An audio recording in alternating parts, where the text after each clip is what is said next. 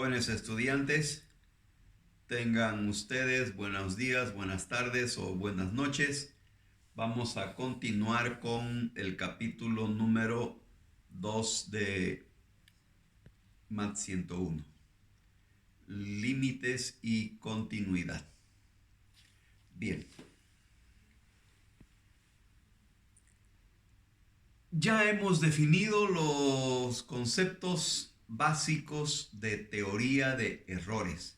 Dijimos que existen dos tipos de errores: los errores groseros, que son yerros o equívocos, y los errores naturales, que existen en todo tipo de medición que realiza el hombre, ya sea medición de tiempo, medición de longitudes o medición de cualquier tema. Ahora vamos a ver cómo se acotan esos errores naturales.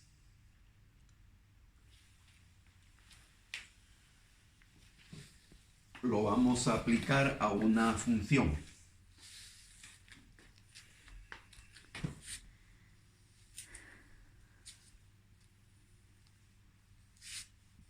En el plano cartesiano de ejes X, Y, voy a dibujar una función cualquiera. Y igual a f de x.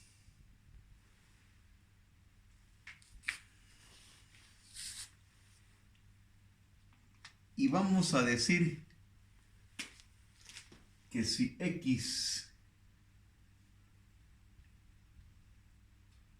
es igual que a,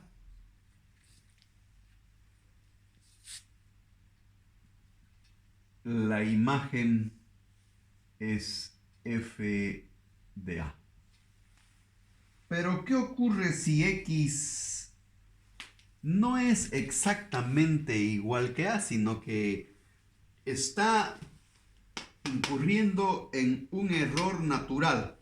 Que a es una unidad de medida que puede ser de cualquier dimensión: metros, segundos, etc. Entonces, vamos a cometer un error natural en apreciar el valor de a.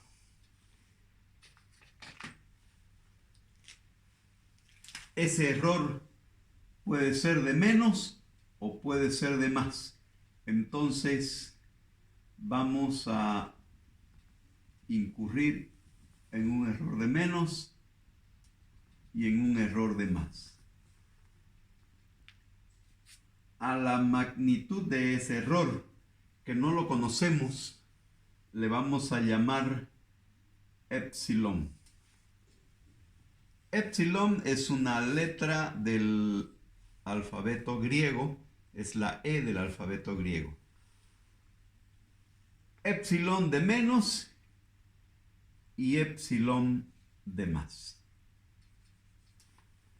O sea, un error de menos y un error de más. Quiere decir que el error epsilon, el error en el dominio, el error en A, tiene un margen total de posibilidad de variación de 2 veces epsilon. Esa es la magnitud total del error posible a cometerse en el dominio. En la imagen, indudablemente que se va a cometer también 2 errores. Si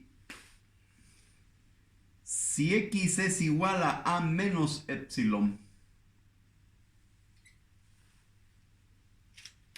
nos vamos a aproximar a f de a con ese error, al que le vamos a llamar delta.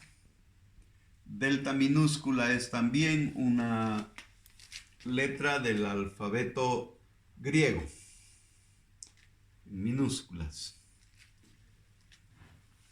Y si en A hemos cometido un error en exceso, más epsilon.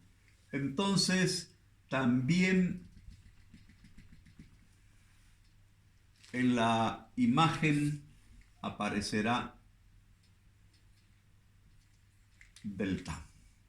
La magnitud del error total de aproximación a la imagen FDA tiene la magnitud 2 veces delta. Entonces, finalmente, tengo un rango de varianza de 2 epsilon en el dominio y un rango de varianza de 2 veces delta en la imagen. Lo ideal hubiese sido de que X sea exactamente igual que A y no tengamos más que una sola imagen, f de A. Pero lamentablemente en la vida real los errores naturales existen y debemos aprender a acotarlos. Justamente lo que estoy haciendo cuando digo que la magnitud del error es 2 veces epsilon, le estoy poniendo una cota a el error en el dominio. Y cuando digo que como consecuencia del error 2 epsilon en el dominio se genera un error 2 veces delta en la imagen, le estamos calculando cuál es la magnitud de error, la cota total 2 delta en la imagen. O sea, f de a puede llegar a ser f de a menos delta o f de a más delta. Cuando x es igual que a menos epsilon o x es igual a más epsilon. Y para cualquier valor intermedio. Se observa claramente en el gráfico, no soy un buen dibujante, pero se observa claramente de que estos dos entornos, el entorno del error en el dominio y el entorno del error en la imagen, me generan al final un rectángulo.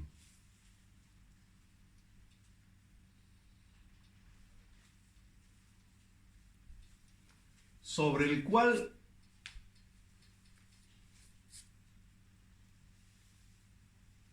dentro de la gráfica de la curva de la función que va desde esta diagonal inferior hasta esta diagonal superior, varía para cada x, varía la imagen en cada y, en donde x varía entre a menos epsilon y a más epsilon, y y varía desde f de a menos delta hasta f de a más delta.